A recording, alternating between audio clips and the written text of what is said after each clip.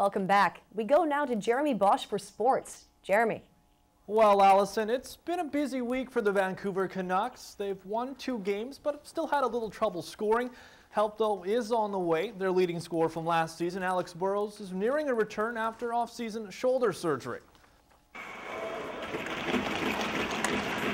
Alex Burrows looked like his normal self out of Canucks practice Monday, and apparently he wasn't holding back.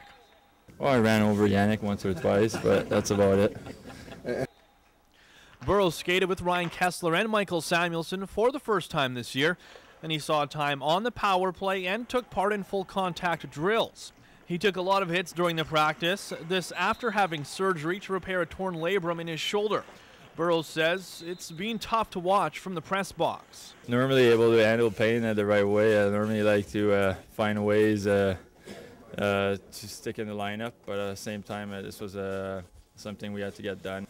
Obviously, I wish I would have been ready for training camp, but that wasn't really possible. So now that I'm close to returning, it's nice to be back with the boys, and hopefully that's the last time I'll be on the IR.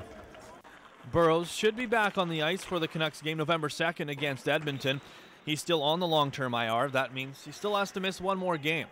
Head coach Alain Vigneault has been watching Burrows for the last few days, and he says he looks pretty much ready to go. Well, he just got cleared to hit, so I think that by the end of the week, he probably would have been ready, but he still has 1 more game, so the time frame was real close. Burrows has only missed 1 game in the last 4 seasons because of injury, so you can bet over the next week he'll be chomping at the bit. Jeremy Bosch in Vancouver for BCIT Magazine. From one player on his way back to another who's going to have to sit out for a while. Vancouver Canucks forward Rick Rypien is serving a 6-game suspension after attacking a fan in Minnesota, but after a week of silence, he's finally taking responsibility for his actions. Canucks forward Rick Rypien is still practicing with the team despite being suspended 6 games for this incident. In there with a pretty good shot on his shoulder, so I couldn't see who it was.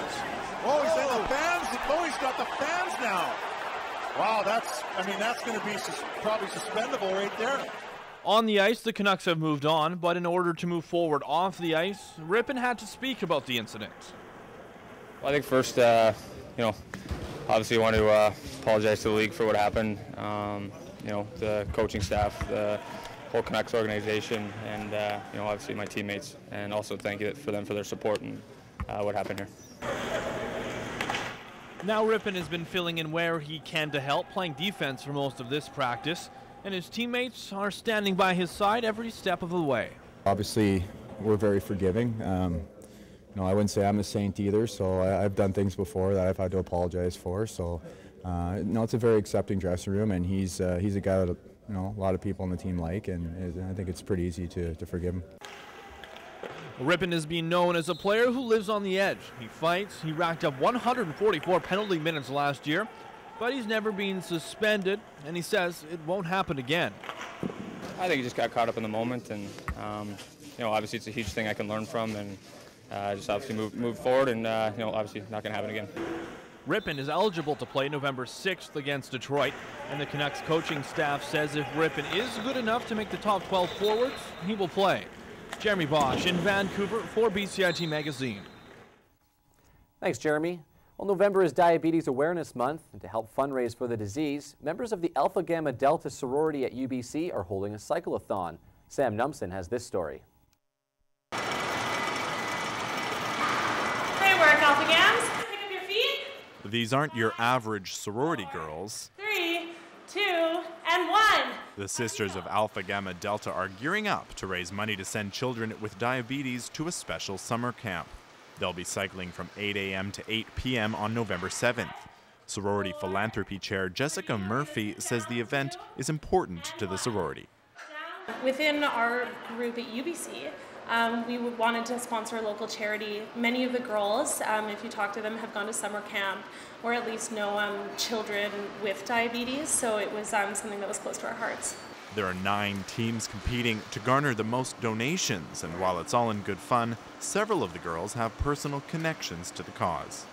This one's particularly special to me because my cousin, she was diagnosed with type 1 diabetes when she was younger, And she didn't have a lot of support from kids and stuff like that, so she didn't really take care of herself properly. One of my friends is actually, she just got diagnosed with diabetes, so I feel generally connected to the disease. It's really great just to have the experience to get to go to a camp where there's other children who are also diabetic, and just to be able to hang out, and diabetes is the norm at camp and everyone's the same. You don't feel like you're the odd one out because you have to test your blood sugar. The Canadian Diabetes Association relies on initiatives like the cyclothon. We couldn't do it without the support of this group. Jessica's leading this fundraiser or any other fundraisers in the community. Sure, it's for a good cause, but let's face it, it looks like fun too. Sam Numson in Vancouver for BCIT Magazine. My co-anchor Peter Verge got a chance to try the new fast food sandwich that is sweeping the nation. KFC Canada has a new sandwich called the Double Down. It's all meat and no bun. It consists of 2 deep-fried chicken breasts with bacon and Swiss in the middle, and it didn't take long for us to find someone eating one. It has 540 calories, 30 grams of fat, and a whopping 1,700 milligrams of sodium. With that nutritional content, I wanted to know how people felt after eating it. Why did you choose to eat it? I think it's very beautiful. I'd like to try. I don't know. Are you feeling okay now? Yeah, very good. The taste is awesome. I like it. You're glad you did it? Yeah. Nice. Finally! The sandwich had so much hype in the US it sold over 10 million in less than a month, but it has its downsides. It has more sodium in it than what you're supposed to get in a day. So that can also contribute to a high blood pressure, which is also a cardiovascular risk. So it's quite scary that just in one meal, that's more than what you're supposed to get in a whole day's worth, and that's like maxing out. The KFC that I bought this Double Down sandwich at today had sold so many of them they had to replace the Swiss cheese with cheddar. And with all the health risks attached to it, my advice was, instead of all these napkins, maybe it should come with a defibrillator. But with all that said, I still couldn't say no to giving it a try. It's not too bad. Peter Verge in Vancouver for BCIT Magazine. After eating that sandwich, you should have joined me on this story, Peter. Bar Fitness has opened up its first Canadian studio here in Vancouver, and I went down to Yaletown to take a class.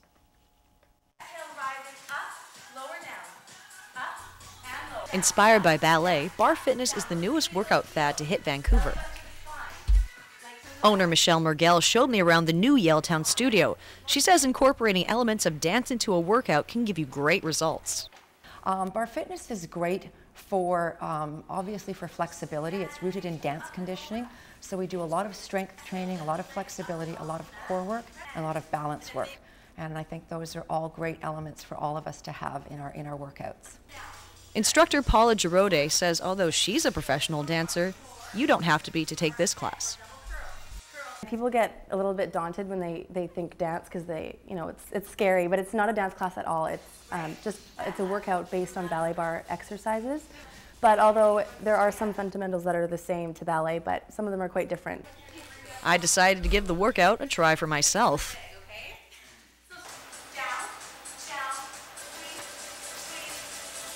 Front and back. Squeeze front, back, front, one, press all the way up. Oh God. I gotta say, this is really hard and quite a good workout. So if you're looking to raise the bar for your fitness level, come down to Bar Fitness in Yaletown and check it out. Allison Riley in Vancouver for BCIT Magazine. And I'm Allison Riley. Thanks for watching.